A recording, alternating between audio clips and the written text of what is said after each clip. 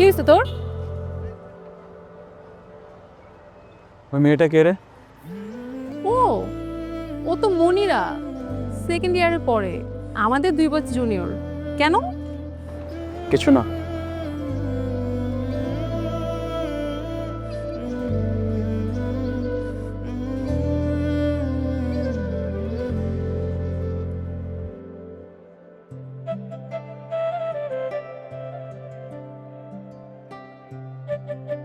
High, আমি রবি।